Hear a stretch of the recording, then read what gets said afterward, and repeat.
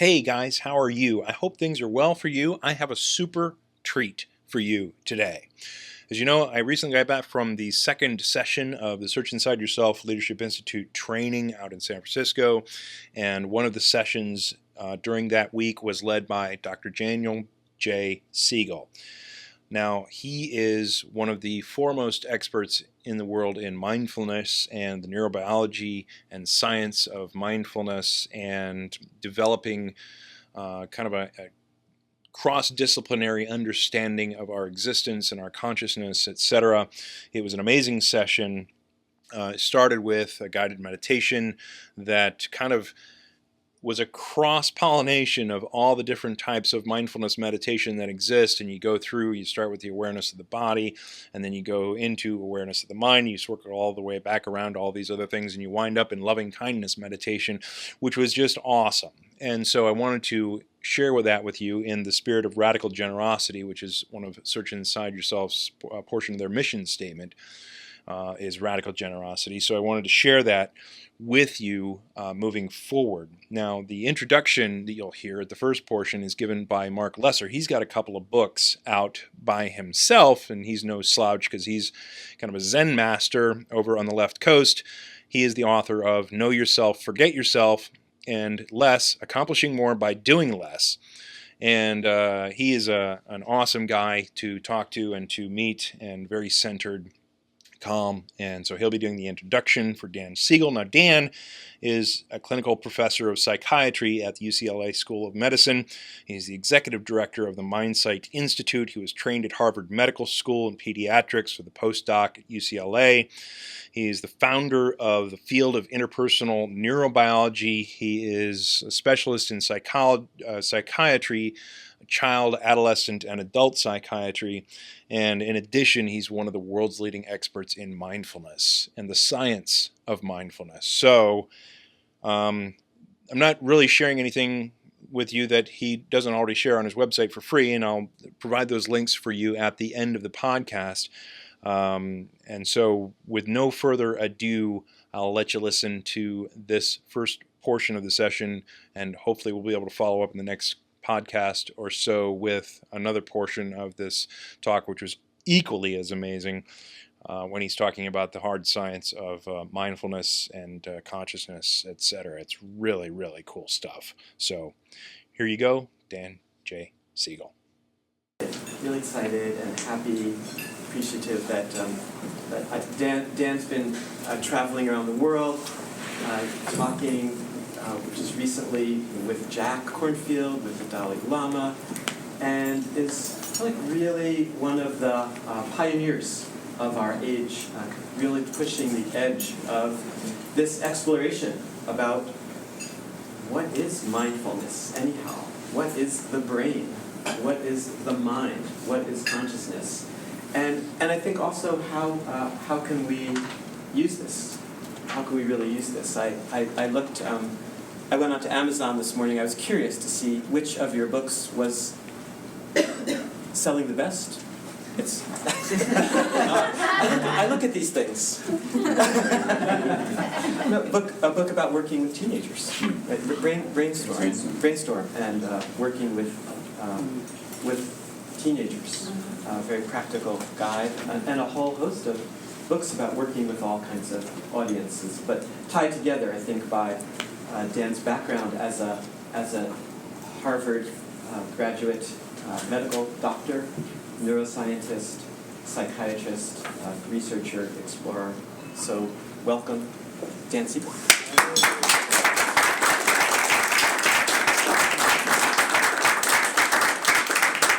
Thank you, Mark. Thank you, Meg, for a wonderful morning. Good morning, everyone. It's really an honor to be here with you and to spend the entire morning together talking about really emotional intelligence, talking about mindfulness, talking about search inside yourself. And what I hope to do is give you the opportunity to have lots of time to interact with each other and with myself during the morning. We'll be starting with an experiential exercise just to immerse you in a direct first-person account where you're going to experience directly what unfolds. Then, after we come out of that experience, we'll be actually sharing, if you are care to, just reflections on what that was like for you. So not questions at that moment, but just basically what we would consider the collection of first-person data as much as it can be translated to words. So for those of us hearing it, it'll be called second-person data. And then we'll move into third-person analysis, where we'll be talking about many different aspects of science. Some will be neuroscience, but larger issues will be about a field I work in called interpersonal neurobiology, which is where we combine all the sciences into one framework. So we'll be talking about an interpersonal neurobiology view of all these things. And then we'll conclude the morning with an integration and synthesis, looking at what are the practical implications for being a teacher of this material that we can learn from our first-person experience, our second-person data, our third-person analysis, and how do we put it all together. So that's where we'll go. So we're going to start right on with a practice. You don't need to take notes on this practice. This practice is actually in the Brainstorm book that Mark was referring to for teenagers. It's in the Mindsight book. It's on my website. You can actually hear it and download it for free. So there's no need to take notes. What I invite you to do is just go through the experience.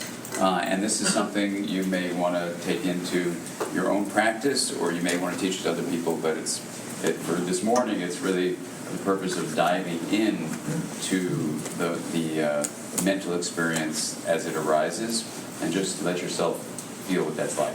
So we already started with a brief sensing the breath. If you're going to teach this to other people, it's good to make sure they have that under their belt for a few weeks before you would do this, what's called the wheel of awareness practice. And if you've done the wheel before, every time is different, as you probably know if you've done it more than once. If you've never done it before, I'll walk you through the whole thing. So just to start with, this is something you often don't get, but it's a useful thing in learning to be a teacher of this material, is with your eyes open, let's let your attention first come to your body. So sit yourself up straight. This is a practice of training the mind, and we do it with a lot of dignity. So you want to have your back comfortable and straight, feet flat on the floor, legs uncrossed. If you can't sit still for more than 20 minutes in a chair, that's fine. You can come lie on the floor. I say this to groups. I don't know if it's been said to you here in Search Inside Yourself, but in a group, I want to make sure people understand that when you start to search inside yourself, the usual way where external stimuli of sounds and sights that keeps the brain awake is no longer the focus. You're actually not using just those senses. You're going to look at another kind of sense. And sometimes the brain gets very sleepy. So part of what the challenge is to monitor your state of awakeness. And if you start getting sleepy, if your eyes are closed, open them, bring in some light to wake up your brain. And if that doesn't work, you can even do this whole practice standing up. And as I mentioned, this practice is on the website, so if you do fall asleep and take a nap, naps are great. That's no problem. You can do it later, but you won't understand the discussion. There's only one exception in a group setting, which is if you do take a nap and you do begin to snore. Snoring is one of the most irritating sounds around, and when I haven't made this suggestion in groups, it turns out to be a problem. Can we have a group agreement that if someone is aware of your snoring, that they lovingly and gently is that agreed upon? And if you don't feel okay, it can be the metaphoric stick of a gentle nudge. So just so you know, because when I haven't made that suggestion, someone will snore, it irritates everyone the entire time, and no one was willing to actually intervene. So everyone is agreeing that that's okay. Okay, wonderful. So again, this is a practice of training the mind. It's not necessarily going to get you relaxed. You might get relaxed, you may not. That's not the purpose of it. But we don't want to be slouching, because it's not like let's just hang out. This is actually a very disciplined practice. So with your eyes open, let your visual attention come to the middle of the room.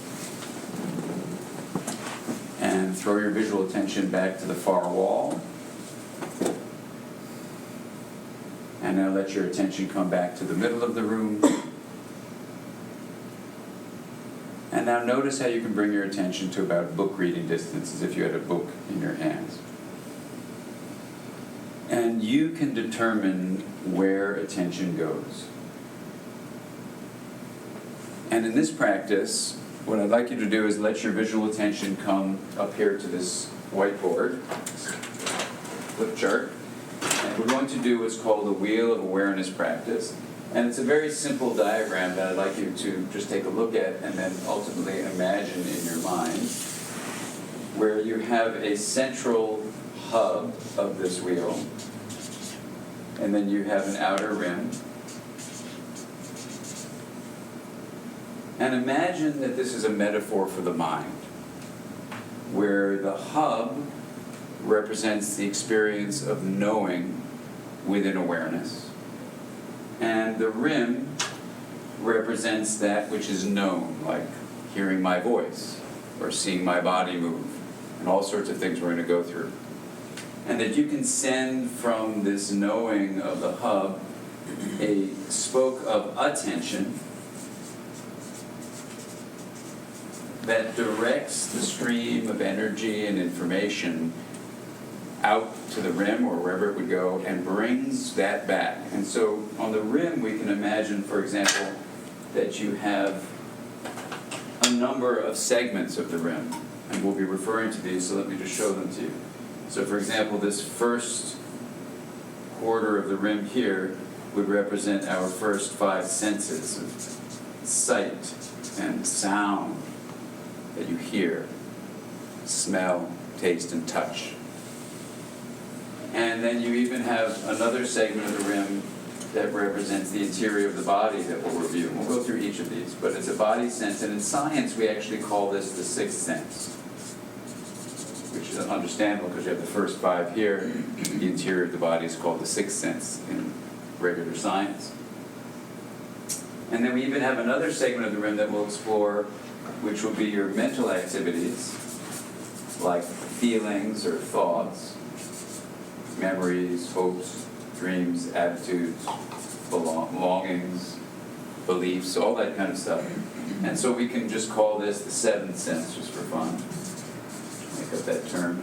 And you'll see there's even another sense that we have, which is our sense of connection to other things, so we'll just call that our relational sense. Other people, for example, or even the whole planet. So we call that the 8th sense.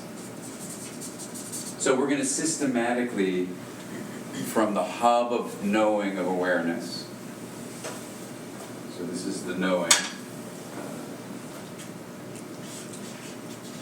which basically is the simplest way of defining awareness. We're going to bring in things from the rim, which is the known, and systematically move the spoke around to experience the full range of awareness. And I'll be walking you through it, so it's not going to be just open. I'll be guiding you through it. It's a guided practice. So this is a wheel, the hub, the rim, the spoke. And whether you have a good visual memory and can image it in your mind, that's fine. I don't, for example, so when I do this practice every day, I can't see this because I don't have that kind of ability, but I have the idea of it, and that's all you need to know. So when I say imagine the wheel or imagine the rim, whatever, you don't need to see it, but you can imagine it now that you can see it up here. So what I'd like you to do is let's start with the breath and just find your breath, and you can do this with eyes open, eyes partially closed, eyes fully closed, it doesn't matter. And ride the wave of the breath in and out.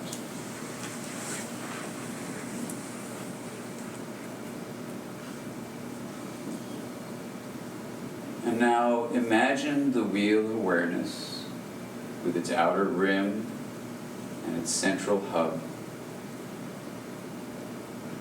And sense that the hub is the place that just sensing the breath brings you to. This place of knowing, this inner place of clarity.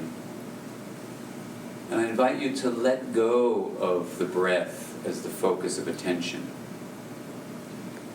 And imagining yourself now in the hub of this wheel, this sense of knowing. And imagine sending a spoke out from the hub out to the first segment of the rim.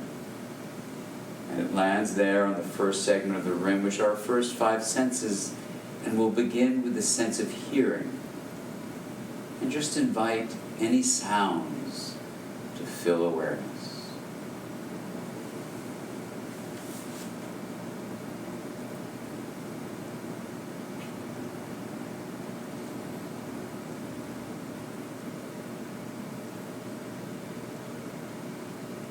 Now imagine moving the spoke over a bit on this first segment of the rim to the sense of sight. And invite light coming through closed eyelids or gently opening your eyelids in a soft focus, letting sight be the focus of attention. Let light fill awareness.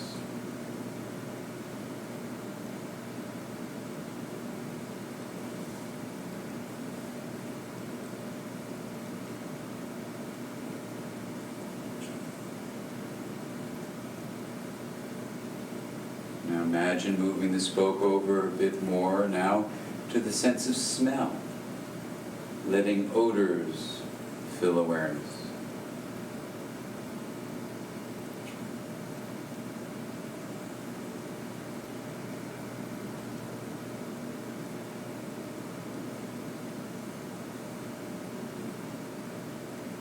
And now moving the spoke a bit more to the sense of taste, letting tastes fill awareness.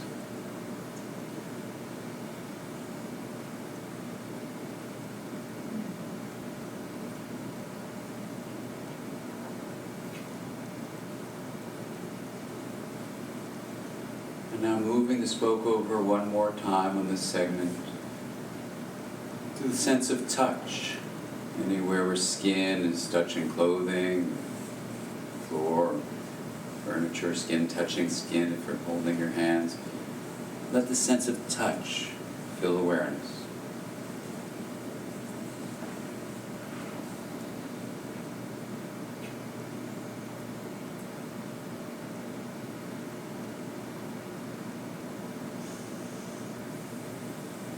And now taking a bit of a deeper breath, we let these first 5 senses go from this first segment of the rim.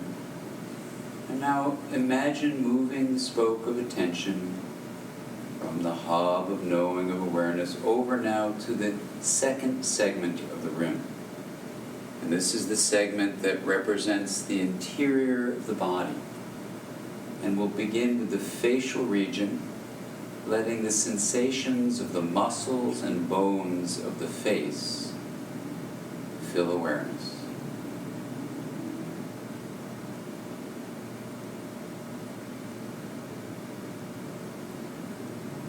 And now moving attention to the scalp, to the top of the head.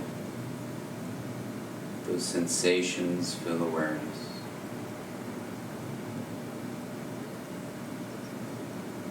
And now to the side of the head, to the ears and the back of the head, scalp. Letting those sensations fill awareness.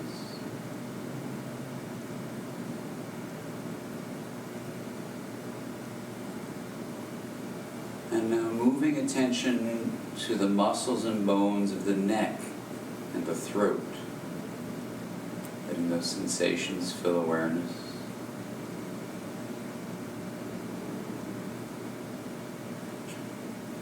And now to the muscles and bones of the shoulders.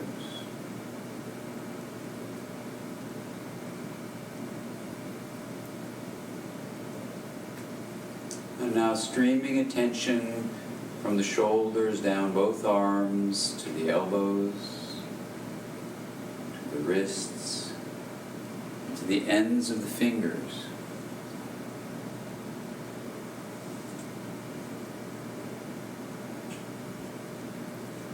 And now bringing attention to the upper back and the chest, the sensations of the muscles and bones there.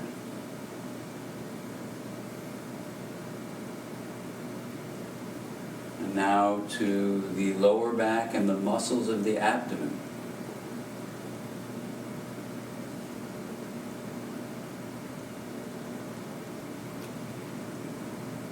And moving attention to the hips.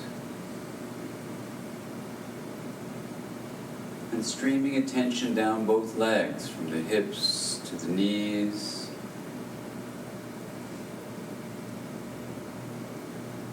The knees to the ankles to the ends of the toes.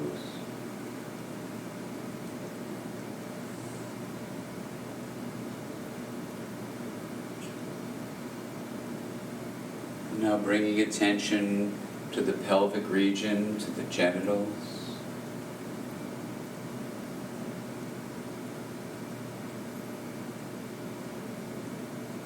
And then to the sensations of the intestines, beginning with the lower interior of the abdomen,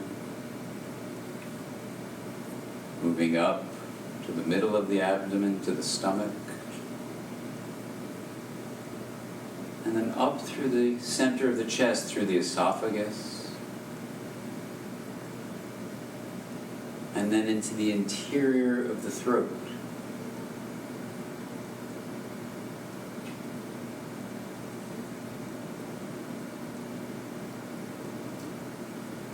And now bringing attention to the lungs, to the interior of the lungs.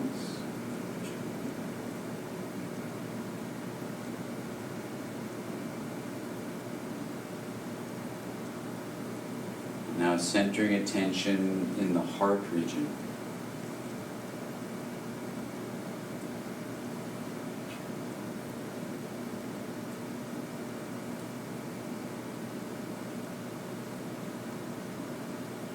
And now letting attention expand to include the whole of the interior of the body, from head to toes.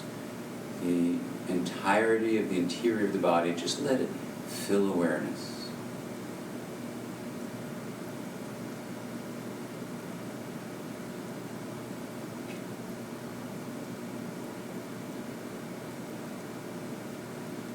Knowing that science has shown recently what wisdom traditions have known for thousands of years, that being aware of the interior of the body is a deep source of wisdom and compassion. I invite you now to take a deeper breath. And we imagine moving the spoke of attention from the second segment of the interior of the body over to now the third segment of the rim. And this is the segment of the rim that represents our mental activities like feelings or emotions, thoughts and ideas, memories and images. Anything that's a mental activity can be represented here in this third segment of the rim. And we'll do this part of the rim review in a very divided way. We'll do it one way, and then I'll share with you how the second way goes. And let the sounds of sirens just enter us and let them go. And in this segment of the rim, we'll be exploring whatever mental activities arise. So what I invite you to do for this first part is simply the spoke of attention from the hub of knowing, of awareness, sending the spoke out to the third segment of the rim. We invite anything at all to come into awareness, whatever feelings or thoughts or images, memories, anything at all, just invite them in. Whatever comes or whatever doesn't come, just experience what that's like. So in many ways, if you're used to doing a breath awareness mindfulness practice where you focus on the breath and a thought or a memory distracts your attention, then you let that thought or memory go and you return to the breath. This is in some ways the opposite. You are saying, bring it on. Anything in there, I'm open to it. Bring it on. And just see what it's like to sit in the hub, spoke out to this third segment of mental activities on the rim. And just let whatever arises arise and experience what that's like.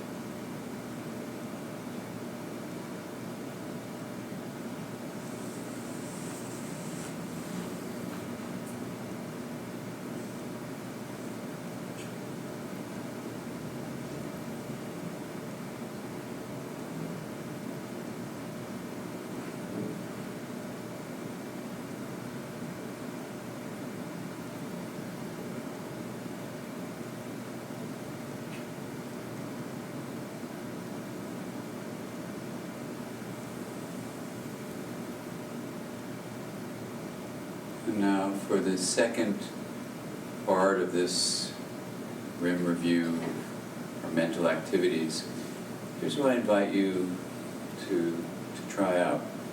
Again, from the hub of knowing, we send the spoke out on this third segment to the third segment of the RIM. And this time also inviting anything to come into awareness from mental life. Only this time, in addition, what I invite you to do is to pay particular attention to the nature by which a mental activity, let's say a thought, first presents itself to awareness, and then once it's presented itself to awareness, how does it stay present? Like, does it come in suddenly at first, and when it's there, is it vibrating, is it solid? What's the texture of it? What's the quality of it? And then how does it leave awareness? Is it sudden? Is it gradual? Is it just replaced by some other memory or thought or emotion or something? How does it leave awareness? And if it's not replaced by another mental activity, what does the gap feel like between two mental activities? So here, what I'm inviting you to do, again, is to have a bring it on attitude. Anything comes in can come in. Only this time, you're going to be paying special attention to how things arise, stay present, and leave awareness. So you become a student of the architecture of how things come and go in and out of awareness. And let's begin that practice right now.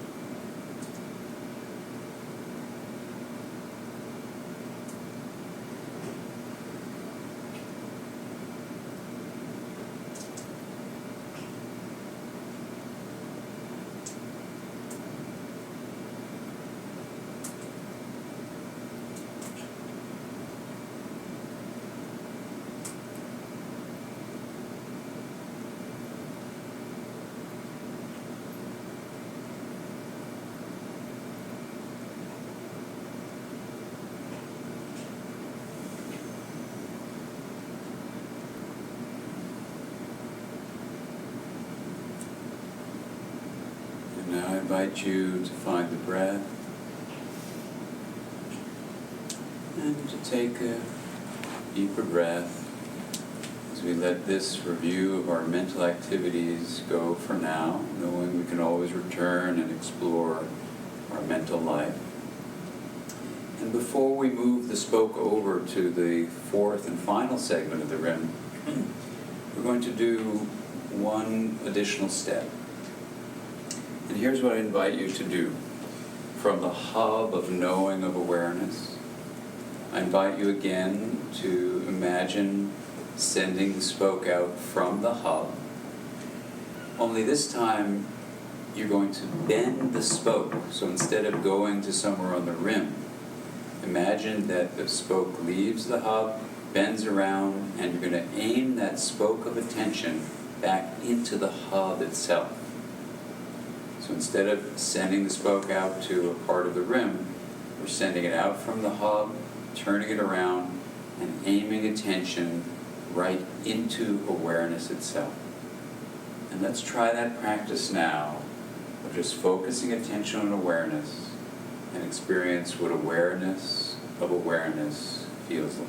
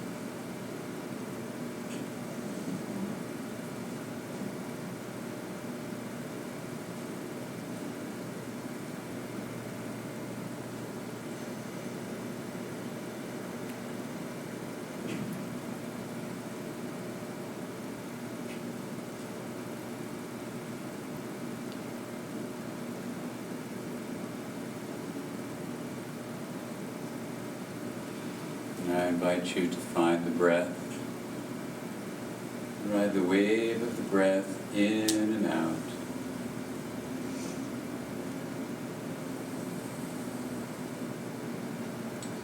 Now imagine straightening the spoke out and focusing it now from the hub of awareness to the fourth and final segment of the rim.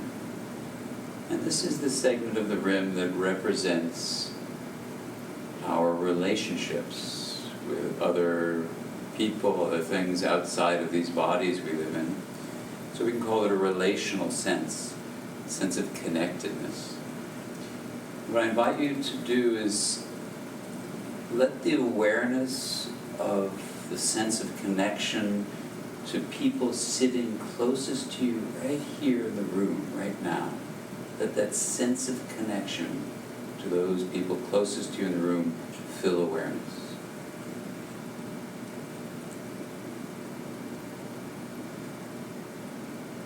And then let the sense of connection expand to all of us sharing this room together this morning. Let that sense of connection to all of us in the room fill awareness.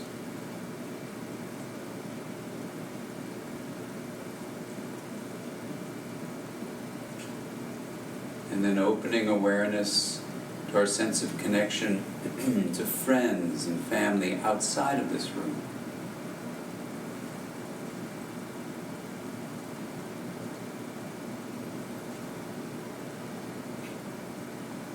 And And then expanding that sense of connection to people we work with, people who we teach, people who we lead, people who lead us, people who teach us.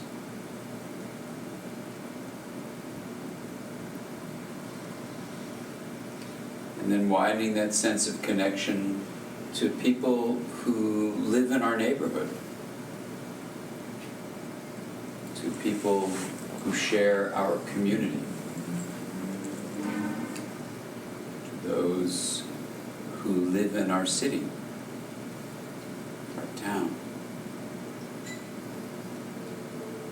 And then widening that sense of connection to all people who live in our region, our state, our province.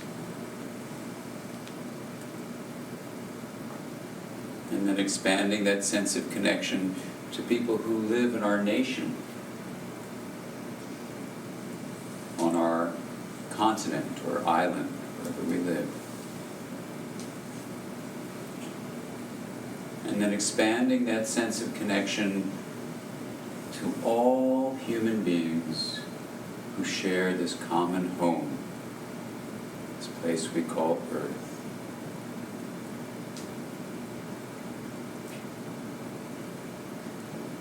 And then letting that sense of connection extend even further to all living beings on Earth.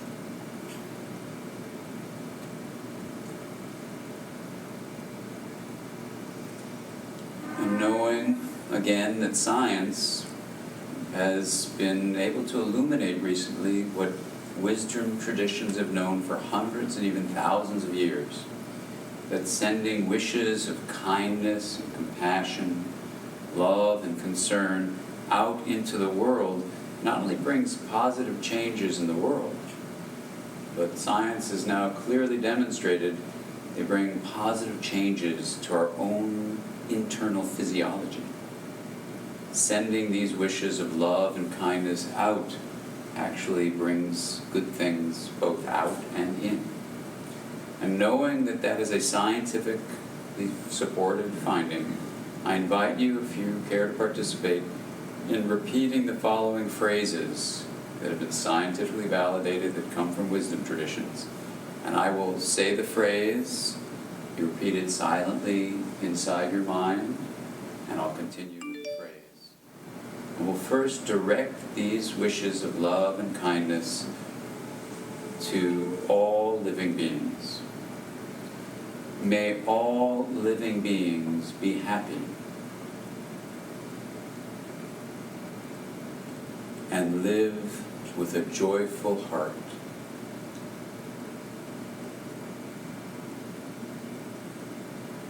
May all living beings be healthy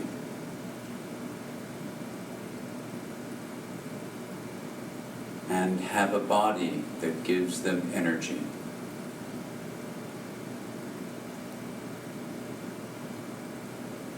May all living beings be safe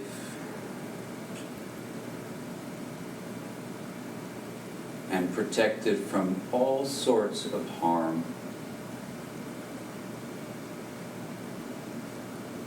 And may all living beings live with the ease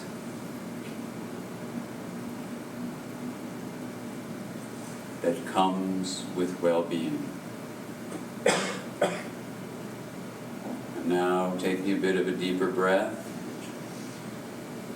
we then will direct those same wishes of love and kindness to our interior self. The interior self being what we can call a me or an I. So we'll say, may I be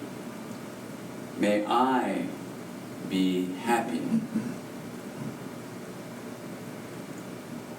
and live with a joyful heart.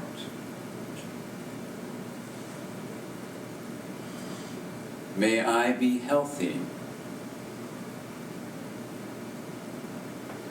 and have a body that gives me energy. May I be safe and protected from all sorts of harm. and may I live with the ease that comes with well-being.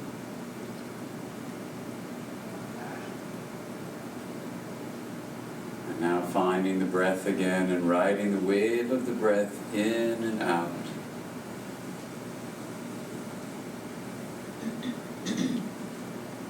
Now I invite you to take a more intentional, perhaps deeper breath as we let this whole wheel of awareness practice come to a close for today. When you're ready, you can let your eyes, if they're closed, come gently open, and we'll bring the practice to a close. Wasn't that amazing?